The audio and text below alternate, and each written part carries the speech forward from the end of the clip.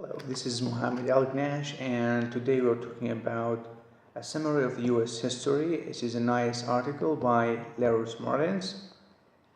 We'll talk about how America did start and what did happen to these states, what factors did help to gather the whole states, and finally we will see what the factors that brought this nation together.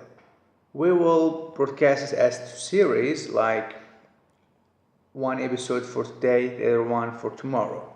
Today we will start about the early America in 1620 till 1789. After the discovery of America by Christopher Columbus in 1492, it took almost a half a century until the settlement from Europe began. Before that, England started to build colonies and founded new cities in the new land. And the new land is called Brave New World. That's by the name at that time. Virginia was the first colony, named after the king's daughter in 1619. The first slaves were brought from the Netherlands to Virginia after they were ordered for tobacco industry.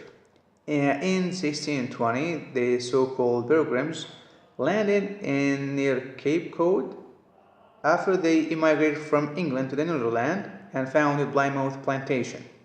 This is a famous plantation at that time.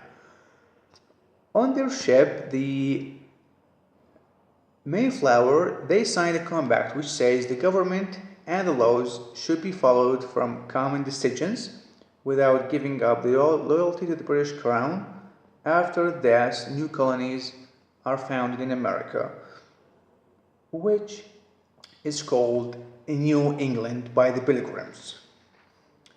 Towards that, in 1775, the people of America suffered under the treatment of England, because at that time England did come for new stuff, new property for its expansion at that time. The Crown initializes new laws for duty and disturb economy.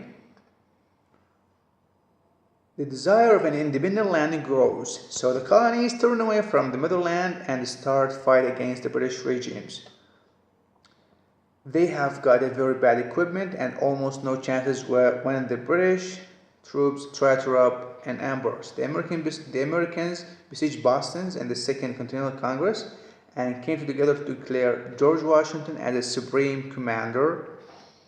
A peace petition to the British king is answered by him with the proclamation of an open rebellion. Now Thomas Jefferson begins to prepare the Declaration of Independence, which is published in 1776. After some battles against Britain, lost the War of Independence and turns into victories in New York.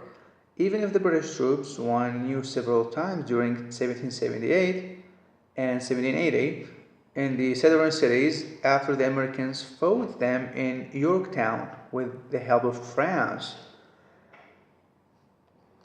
the British had to capitulate. So the war was won for the Americans, and King George III had to acknowledge the peace contract. Canada was still British, and the other states were declared as United States of America in 1787. A convent to the Constitution comes together in Philadelphia to create the first written Constitution.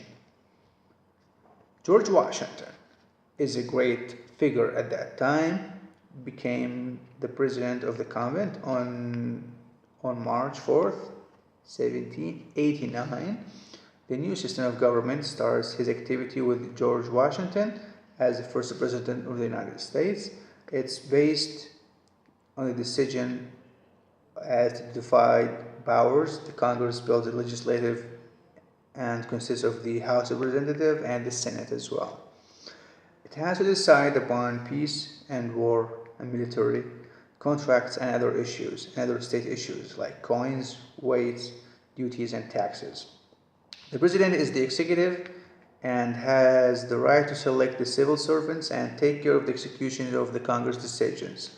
The is given by the trial court, which watches over law and the Constitution. In this year, also the Bill of Rights were added to the Constitution. They guarantee the basic rights for the people in the brave new world, as liberty in faith and media and assembling every person as well.